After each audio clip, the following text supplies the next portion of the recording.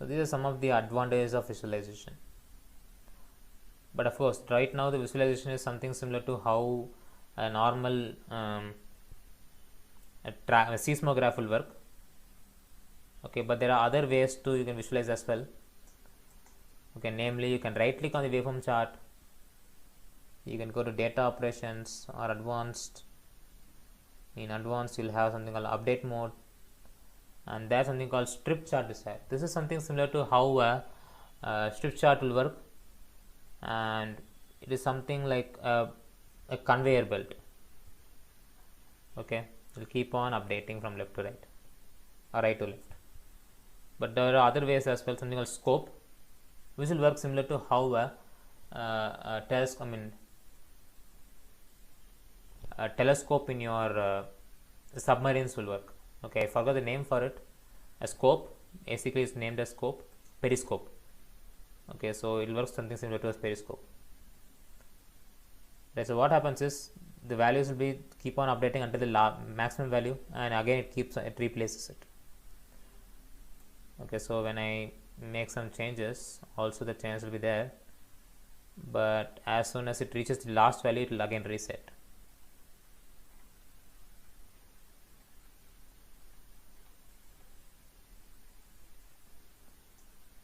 Right, so there are other ways as well. If you go to upper advanced, update mode, and right now let's say I want to design a ECG using LabVIEW. I don't have to create a separate control for it. I have a control called a sweep chart. It's going to work just like an ECG or EEG.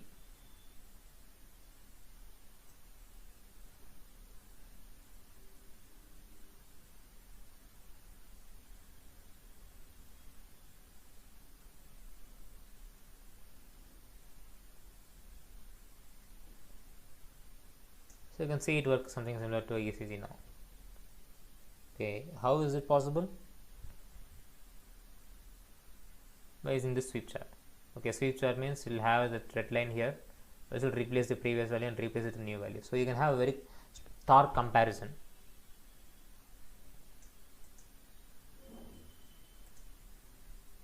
Okay.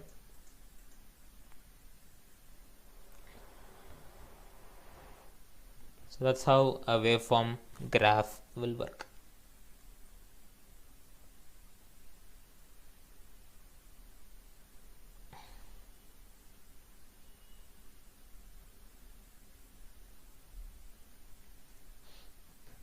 Right. So now your question will be, sir, can I connect array of data to my waveform chart? Of course, it's possible, but it doesn't produce this the stipulated output. Okay, and it's not desirable as well. Yes. So, and how do I what do you call it as? Instead of updating values one by one, I want to store all the data first, then update it. Okay, so will my waveform chart work? Of course, the waveform chart will work, but there is another one which works even better. Okay, so let's say here I'm updating the value immediately, but let's say I want to get the values first. I want to store all the values first. We know how to store values inside a for loop. I can connect whatever value is coming here in the border of my loop, and since this is a while loop, what type of tunnel I get is I get the last value, and I can right click on the last value element. I'll go to tunnel mode and I'll make it indexing. What happens here is all will get accumulated over a period of time and it'll get it stored as an auto index tunnel. And right now if you check, it's going to be an array of data. That is, every time whatever data came here is going to get accumulated as an array basically. Okay, here you'll see it immediately, but let's say I want to do some sort of analysis which starts from 0.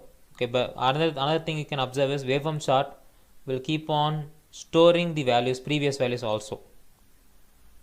Okay, but let's say I want to get a clean fresh of values. What would I do rather use is I have something called a waveform graph.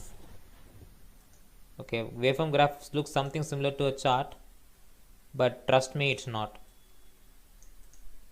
Okay, to give a comparison, let us see how it works. Waveform graph cannot accept individual elements. Okay, but however your waveform chart can accept individual elements. Okay, when I cannot try to connect waveform graph, it deletes everything.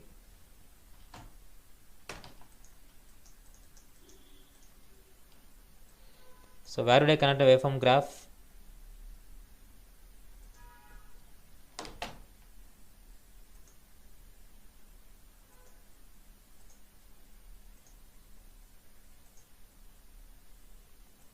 I will connect waveform graph only the array. Okay, so let's see what happens. I'll have a temperature probe here. I'll slowly increase the temperature probe. If you see the waveform graph, waveform chart, the value always begins from the previous run time. Okay, that is right now it is going to 1810 itself. Okay, so this is storing previous data and all. Okay, so I don't want this previous data. So if you don't want the previous data yourself also, what you can do is you can store it in the graph. Okay, graph will always start from 0. You can see that here. And I stop this. Whatever data was generated from the scratch I can see. Okay, but here if you see, I'm getting all the data replaced some way or other, right? But graph will always start from the initial data. Of course, there will be a way. Okay, I can right click on the waveform chart. I have an option in data operations. I have something called clear chart. Doing that will delete everything from the chart. But again, if you see, after moving some certain space, it's going to replace the old values.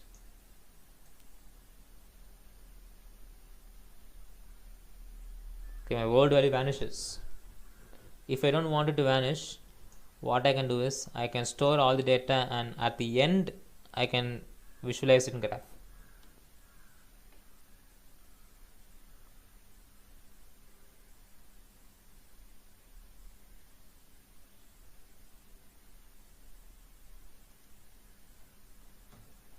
Yes.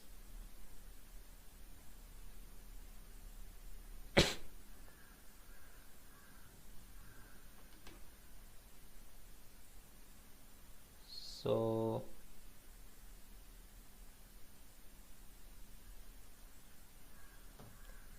yeah, now you'll be asking yourself a question: what, these all are random data, is there any way I can actually generate some meaningful data which is important for us? Okay, because there are way to generate, there are ways to observe very beautiful data here.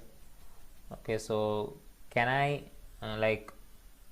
generate some meaningful data which is important? Like you already told us, there is a way to create oscilloscopes, there is a way to create function generators, and it will be a very good thing when I can use a graph as an oscilloscope or something like that.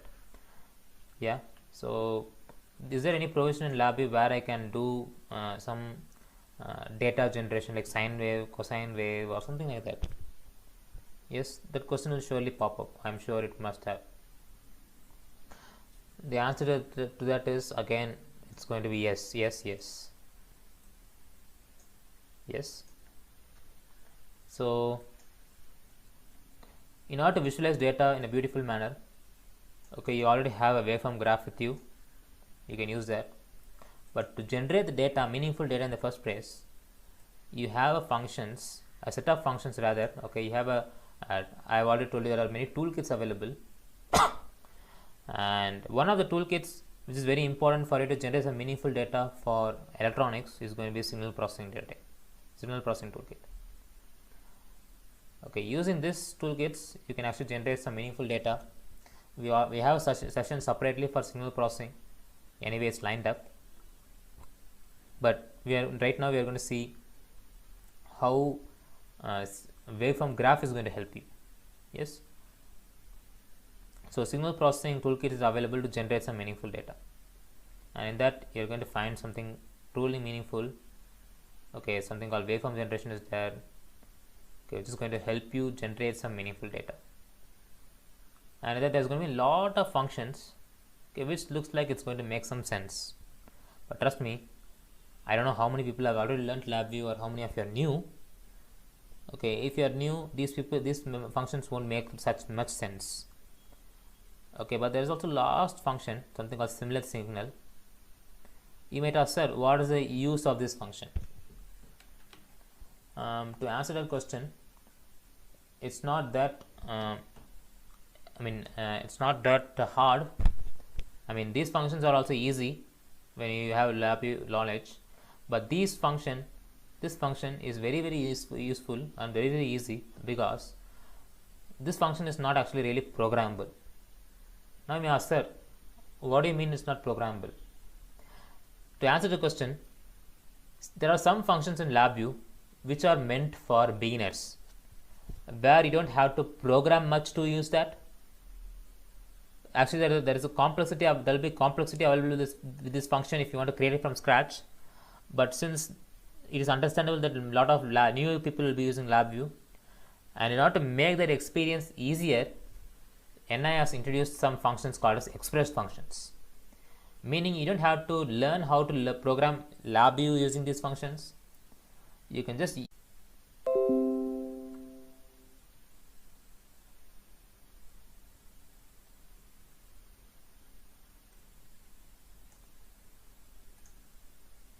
really sorry about that. So disconnection happened, but anyway, okay, so we are discussing about how to configure your program to do some signal processing without learning much about formulas and other things. Okay, so you can select sine wave, whatever signal you want, and if you want, you can also generate the frequency, and you can also generate the amplitude you want, and there are also other secondary functions as well, okay, which you can make use of. And you can also look at the preview of how your signal is going to look like. Okay, let's say you want to generate a square, you're going to see the waves of square wave. Triangle, of course you have triangle as well. Sawtooth, you have sawtooth as well. Sine is there, but if you want cosine, you can actually change the phase shift. Okay, doing a 90-degree phase shift is going to give you the sine wave. Pretty much simple. Okay, you don't have to write any formula for this. Once you give OK, the output you are going to get is the actual sine wave itself. Okay, and if you want to visualize the sine wave in LabVIEW environment, inside you have already seen it. If you want to visualize it in LabVIEW environment, you could rather connect it over to this function, over to this waveform graph. I mean, in this program, you are going to get the output. So these are some of the ways where you can use the LabVIEW environment to make your job even easier.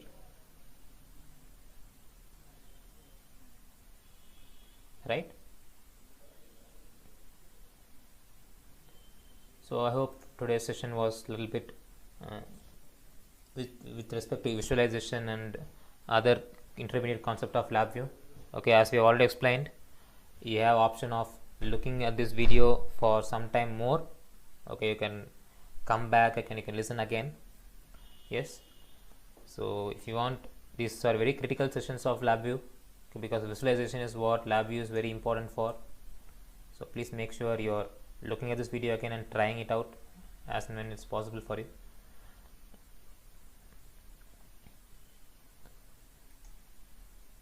Now we are going to conclude this session, but before, we would like you to since this is the 5th day and this is like the 1/5 of your completion. Okay, so 1/5, 2/5, 3/5. Okay, so out of the 25 days, you're going to have, this is the 5th day, right? And since it's the 5th day, okay, we would like you to give a task. Yes, so not one task.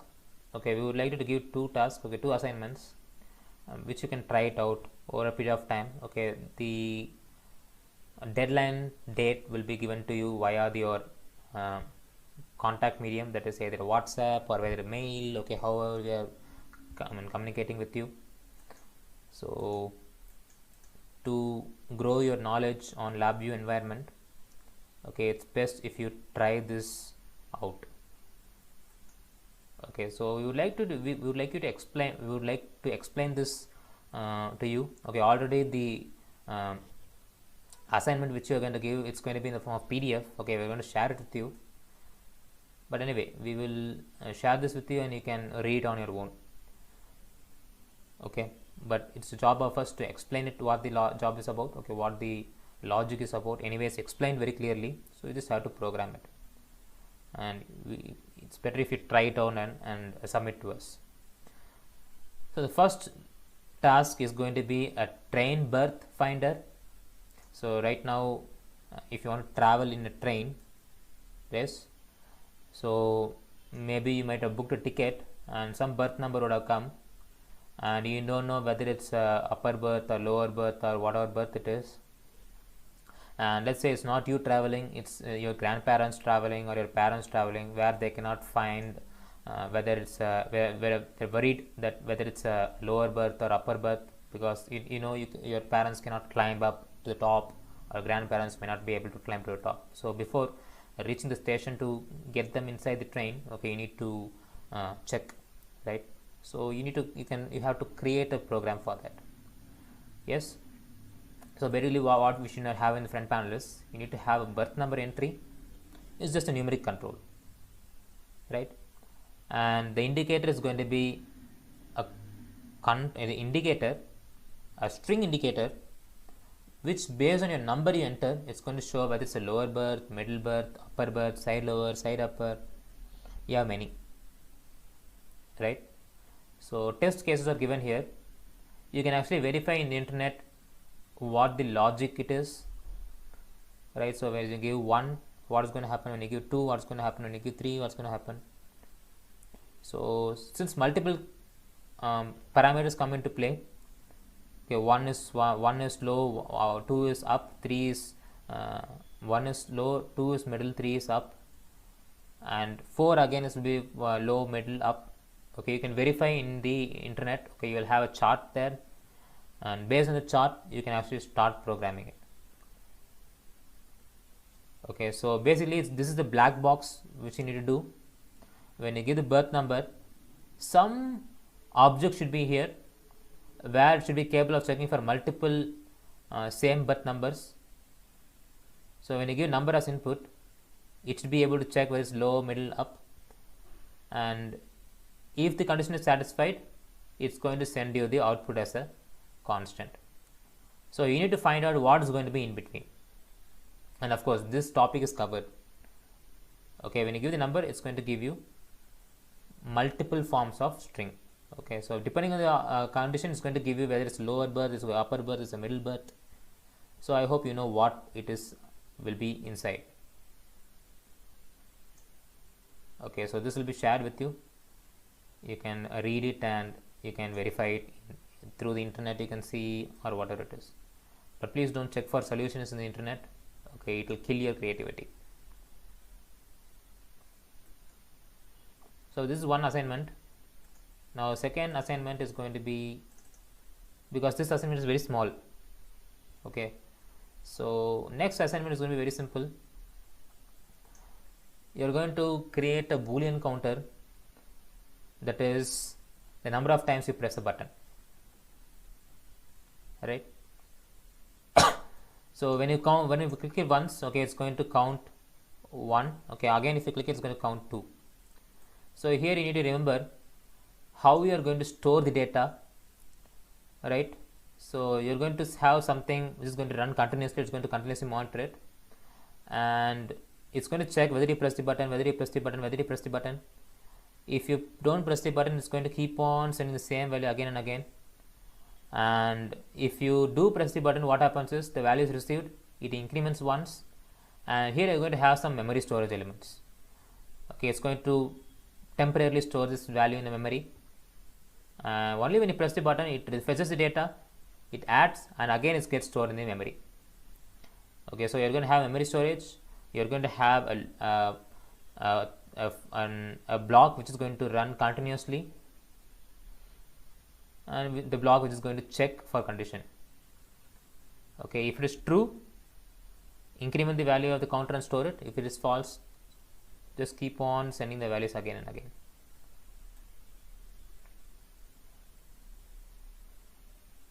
Okay, and of course there are many types of buttons. I would like to take a minute to explain that. So when you say talk about buttons, you're going to find two types of buttons actually. Okay, so there's going to be one type of button which is a push button, and there's going to be one type of button which is actually a stop button. Okay, there is a difference between two of them. One is when you click on this button, this boolean button is always going to stay. Okay, when you click it, it's going to last its value. Okay, when it is false, when it is false, it changes to true, and when it is true, if you click it, it's going to change to false. Okay, so this is something called mechanical action, and when you talk about mechanical action, there are many types of mechanical action which we'll discuss later. Okay, but the thing is, it will stay in the same value. But there's also one more button called a stop button. Okay, which when you click, it's not going to fix the value, rather it's going to change. Okay, so for this boolean counter, I would like you to use the second type of button. You can either use a stop button, or you can use a OK button. If you want, you can rename this button here. Okay, like button or something, and when you press it, so you're going to count the number of times this button is pressed. For that, you have to write the logic. Okay, so please use your the knowledge which is learned through this session. Okay, and try to brainstorm, try to think as much as possible, and use the stuff which is already learned, and try to create this program and submit it by the deadline which is given in the WhatsApp group or mail or however it is given. Okay, mostly you will be communicated through WhatsApp group because that is easy to communicate, right? And if you have any questions, please feel free to contact us through the mail ID which is given in the WhatsApp group to have it sorted out. If not, let us conclude the session for the day, and we'll meet you next class.